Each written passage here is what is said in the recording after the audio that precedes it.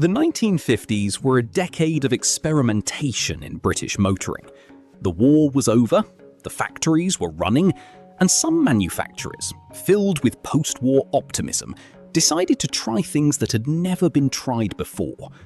Some of those experiments were brilliant, others were bizarre, and a handful were so fundamentally wrong that the owners who bought them spent years regretting the decision.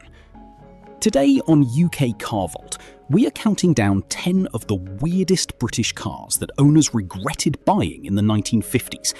And by the time we reach number 1, you will meet a car so completely misconceived that calling it a mistake is the kindest thing anyone ever said about it. Let's begin. At number 10, the Berkeley Sports SA 322, produced by Berkeley Coachwork in Biggleswade from 1956. A tiny fiberglass sports car that looked like it had been designed by someone who had never quite decided what they were building. Berkeley came from caravan manufacturing.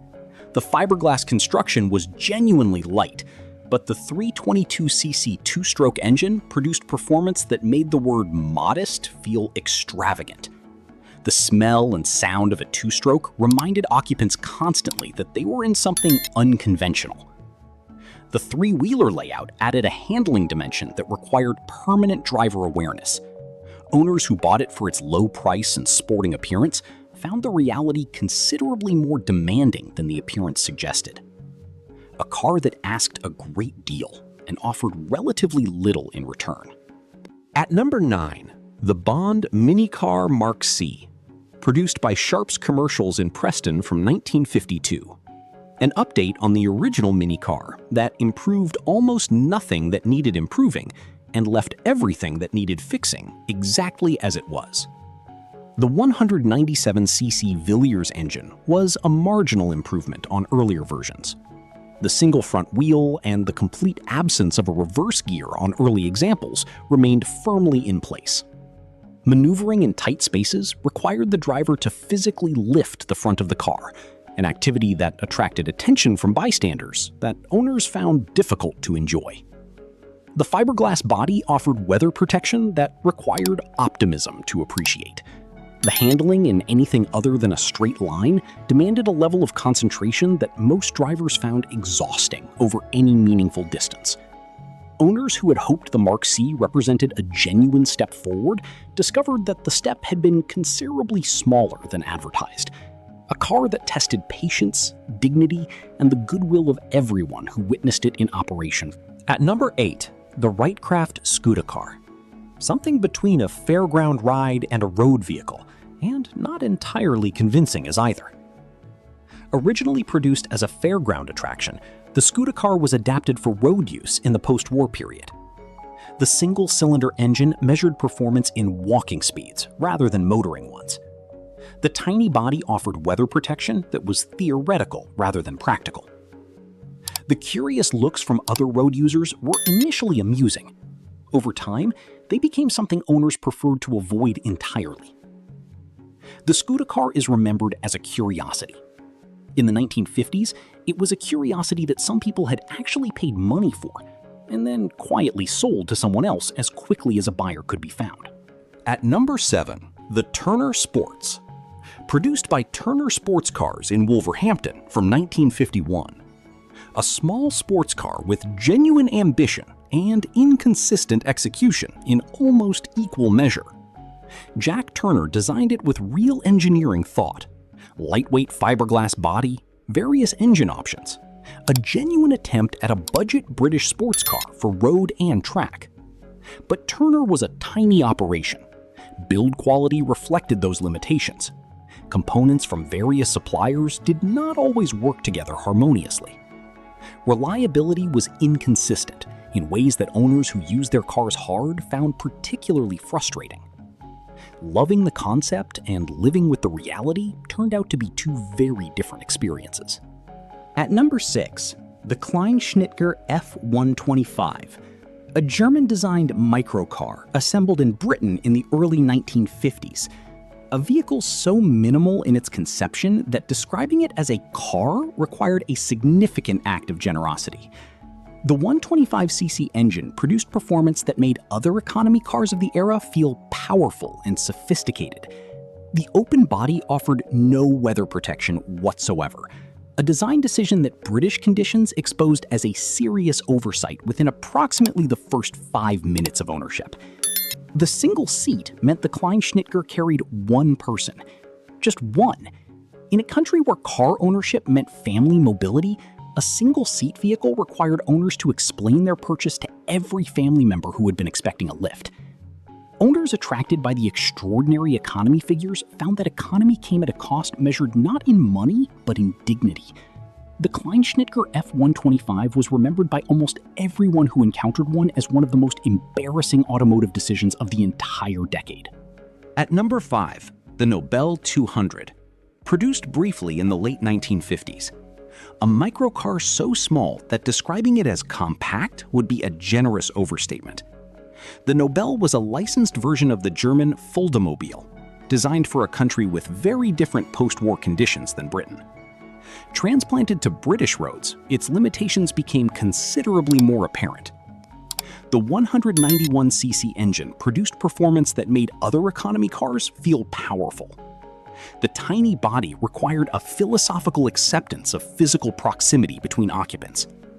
Owners who bought it for urban use and then needed it for anything beyond urban use discovered its boundaries quickly and uncomfortably. The Nobel was a car for very specific circumstances. Those circumstances rarely matched British family life.